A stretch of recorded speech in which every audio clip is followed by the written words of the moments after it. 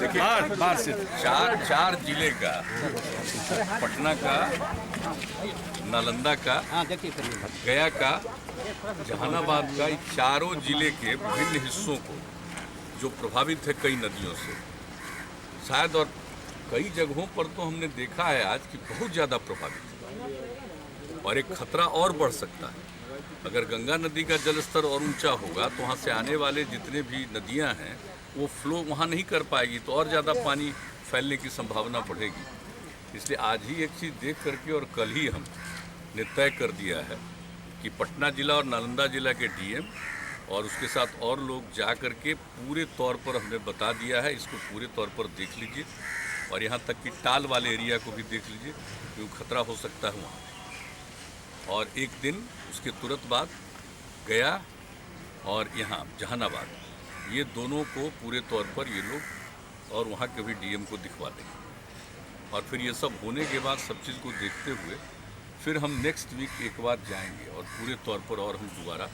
देखेंगे। वैसे हमने जो रूट बताया था उससे थोड़ा अलग ये लोग कर लिए थे,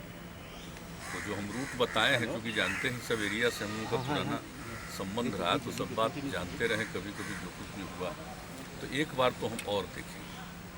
क्योंकि लग रहा है, जो हमको लगा है आज कि खतरा बढ़ सकता है। अभी तो धीरे धीरे थोड़ा नियंत्रित करने के लिए भी जो काम करना है इन लोगों ने करना शुरू किया है, लेकिन फिर वर्षापात होगा और गंगा नदी का जैसा हमने बता दिया जल स्तर और ऊंचा होगा, फिर वैसी स्थिति में उधर से निकलने वाले नदियों का पानी उसमें नहीं जाएगा, रुकेगा और ज़्यादा फैल सकता है। छोटी नदियों का प्रकोप ज़्यादा है, छोटी नदियों का प्रकोप इस बार ज़्यादा है। छोटी नदियों में काफ़ी सब जगह, नॉर्थ बिहार में और इस साउथ बिहार में हर जगह पर ये स्थिति है। तो आज हम इसी को देखने के लिए हम निकले थे क्योंकि जो कुछ भी हमने देखा है और हर दिन यहाँ से जो खबर आती है एक एक जगह के बारे में कि कहाँ पर क्या नदियों की स्थिति है, सारी खबर इन लोगों के डिपार्टमेंट के द्वारा जो हमको मिलता है, तो उसके बाद उसको देखते हुए और जो समाचार पत्रों में भी खबरें छपती और फिर कई लोग अपने अपनी जगहों से हमारे यहाँ फ़ोन करके जो बात बताते हैं, उसके आधार पर हमको ये लगा कि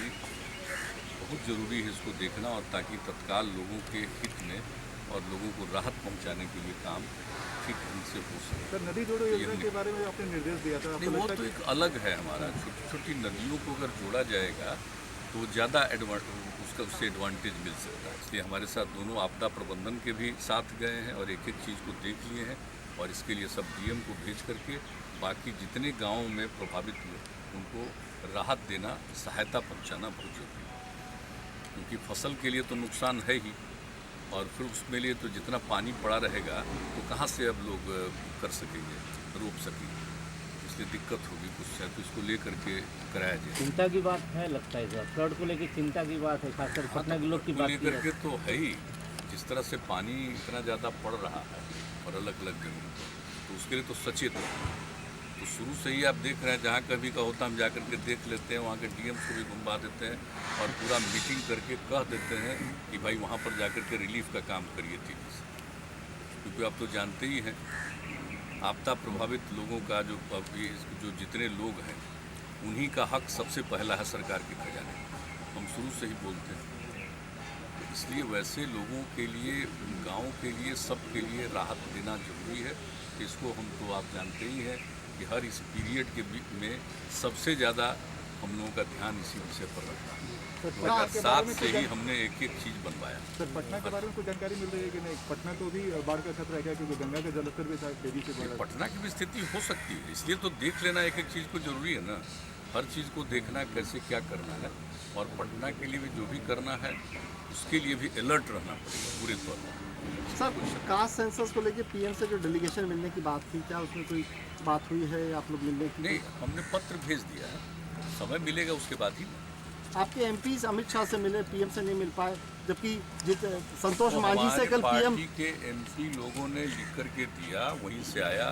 तो अमित शाह जी से भी लोगों ने बातचीत किया है और अपनी बात रखी। सर, फोन टैपिंग मामले पर सुप्रीम कोर्ट में सुनवाई चल रही है। केंद्र सरकार ने कहा है कि कोई सबूत नहीं मिले हैं, लेकिन सुप्रीम कोर्ट ने कहा है कि 2 साल देरी के बाद आखिर क्यों शिकायत की गई है। हाँ, तो सुप्रीम कोर्ट देख ही रहा, तो फैसला सुप्रीम कोर्ट करेगा। केंद्र ने भैया, कहा है कि बहुत सर कोई लोगों की सबूत नहीं शिकायत है, तो सब कुछ भी बात है तो एक एक चीज तो सामने आएगा ना कि कहाँ पर क्या हुआ। तो इसके लिए तो बात हुई नहीं, तो ठीक है। जातीय जनगणना को लेकर के जब जिस तरह सुप्रीम कोर्ट में कोई मामला है तो फिर उसमें